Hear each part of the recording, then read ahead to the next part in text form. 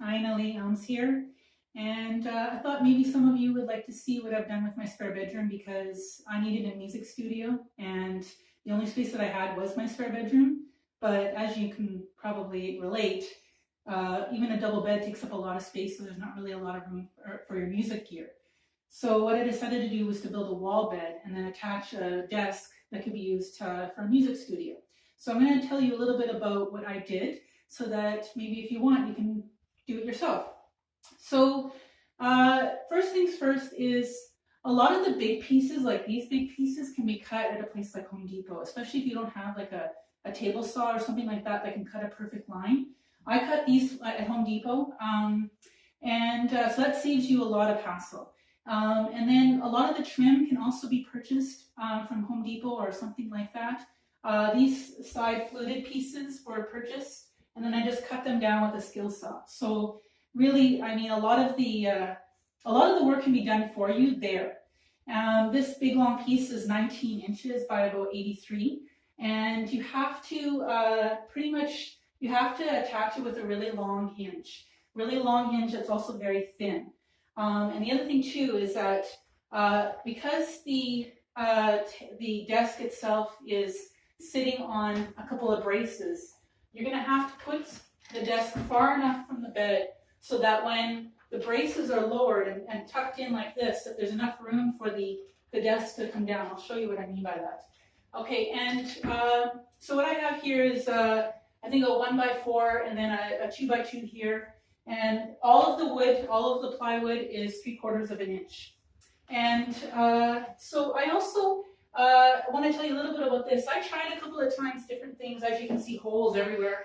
I tried a couple of things with the braces. When you look at a wall bed / desk setup, what they typically do is they put the hinges at the back of the brace, and then they just lean the desk on top. But the thing is that those pictures are usually taking up a much smaller desk, not something that's 83 inches across. So what I did is I put T-nuts here, and that made it really sturdy. And then I, of course, have a little plug here, and then a little hole on either side to just let the desk sit into the plug. And then this barrel bolt here is to attach to the bottom of the bed so that when I bring the bed down, it's not flapping. You want to have it attached to the bed when it's flapping. I tried a bunch of different things. I tried those little brackets that they have little wheels on either side, but it didn't work. The things still flap down. So this is what I ended up having to do. And then I have locks here and here, but I wasn't, because if you have music gear, you want to make sure that it's secure. So I have barrel bolts on either side of the bed as well. And just quickly tell you about this. This was just an option I had because usually the guests that are going to visit me are my parents. So I thought, well, what I'm going to do is to save myself space is I'll just put this box here that can be taken off the wall, put underneath the bed. My parents can roll it out. I might put wheels on either side, four sets of wheels on either side eventually, so they can just wheel it underneath the bed. If you're going to do that, the box can't be wider than this because you're going to run into the legs. And I actually attached to the wall just by using a 2x2. So I have a 2x2 and then like a 1x2 along the edge, but just a little bit off. And then on the front of the box, so the box is here, the front of the box is another 1x2. So the 1x2 just slips into that little hole that's between the 1x2 and on top of the 2x2. And then it just sits right on the wall. So anyway, that's an option. By the way, everything I'm telling you is not professional advice. It's just what I've done, and maybe you have some ideas from it. Okay, so you have to fold the braces in. Okay, and you make sure that your barrel bolts, if you're going to use them, are not attached. And then you have to lower the bed, and then put your barrel bolts.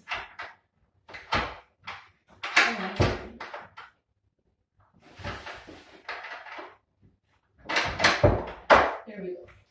Okay, so barrel bolt is secure. These are locking that come with the hardware for the Create-A-Bed mechanism. That comes with legs that lock. So this is locked, not locked. Okay, this other leg comes up, and then you just pull the bed down. Make sure those legs are popping out properly, and lower the bed. Okay. And then polar bear because I'm Canadian. And the hardware is for a queen size bed, even though this is a double. And the reason being is because my box is really big and I have a shelf here for my parents. So if they want to put a book or something like that, I put a shelf here for them. But basically, if you have a double bed, you can order the double hardware. Or if you want to do what I've done, you go a little bit bigger, okay, because there's more wood and that kind of thing. Really important is you build the box first and then you build the frame. You don't do it the other way around. The box has to be made a certain way and the frame goes around it. So you have to know the size of your box in order to build the frame. If you order the Create-A-Bed, I don't work for them, but they really helped me. So if you order the Create-A-Bed mechanism, it comes with a 40-minute video that tells you how to do all of this, which is really great. It's wonderful. So I initially made the bed, the box, and the frame. And I made the frame too thin, and I made the box too thick. And I ended up having to take my skill saw sideways and cut the frame smaller. This is 5 inches, 5, 7, 8 inches, with the extra plywood on the side of it, which is 3/4 of an inch.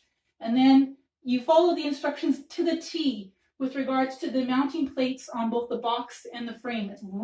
Out of all of the things that you could possibly do, the most important thing is to make sure those mounting plates are where they're supposed to be, because the mechanism has to work properly. And so I actually assembled the frame and mounted the mounting plates with the piston 3 times. And I made a mistake. You see holes been covered up with wood putty.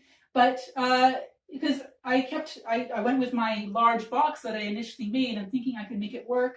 And then I ended up having to decide that I have to follow the instructions exactly how they came in the booklet. So I had to cut the box down, and then also lengthen the frame so that's a little bit wider. It has to be 18 or 15 inches, but I mean a little bit bigger.